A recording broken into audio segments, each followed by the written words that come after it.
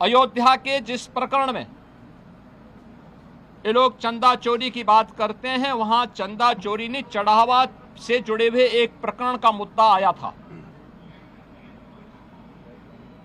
श्री राम जन्मभूमि तीर्थ क्षेत्र ट्रस्ट ने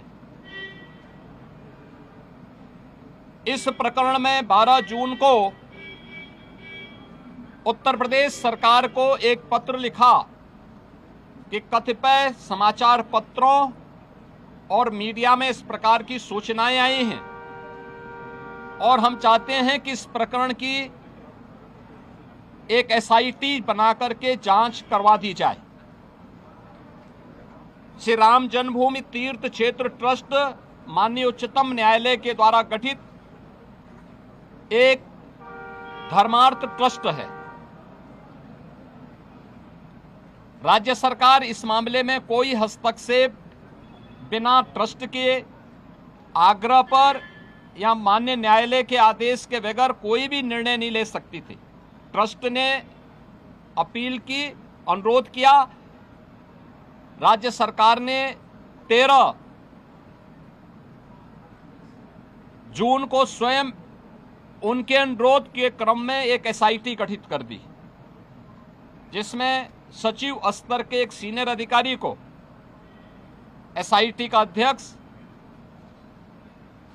IG rank के एक अधिकारी को उसका सदस्य और वित्तीय मामलों के विशेषज्ञ एक स्पेशल सेक्रेटरी रैंक के अधिकारी को उसका सदस्य बना करके इस एसआईटी को काम दिया गया कि वह अपनी रिपोर्ट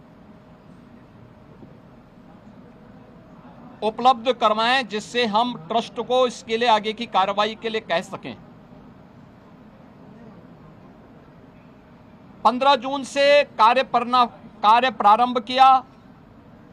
इस पूरे प्रकरण में एसआईटी ने अपनी कार्रवाई प्रारंभ की और 23 जून को उन्होंने अपनी पहली अंतरिम रिपोर्ट प्रस्तुत की।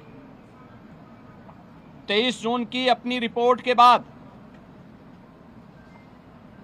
जो रिपोर्ट एसआईटी ने उपलब्ध करवाई, उस रिपोर्ट के क्रम में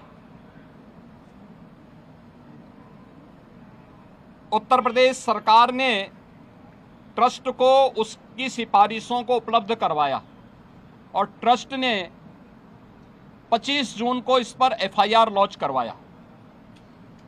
अयोध्या में एफआईआर लॉन्च हुई। एफआईआर लॉन्च होने के बाद उपलब्ध साक्ष्य और प्रमाण के आधार पर कुल 8 लोग पकड़े गए, जिनमें 6 लोग चढ़ावे से जुड़ी हुई धनराशि में चोरी करते हुए या धनराशि को इधर उधर करते हुए देखे गए। उस आधार पर कार्रवाई हुई। 2 लोग इस पूरे प्रकरण में जिनकी जिम्मेदारी थी, उन लोगों को और उसके साथ जोड़ करके यह 8 लोगों की गिरफ्तारी हुई। अभी एसआईटी की जांच चल ही रही थी कि माननीय उच्चतम न्यायालय में जो योजित एक पीआईएल थी, उसके तहत उच्चतम न्यायालय ने आगे की कार्रवाई के लिए एसआईटी के पुनर्गठन के साथ ही इस पूरे प्रकरण को अपने देखरेख में आगे बढ़ाया। इस मामले में किसी भी साधु संत का कोई संलिप्तता प्रारंभिक जांच में एसआईटी की प्रारंभिक रिपोर्ट में कहीं भी नहीं पाया गया।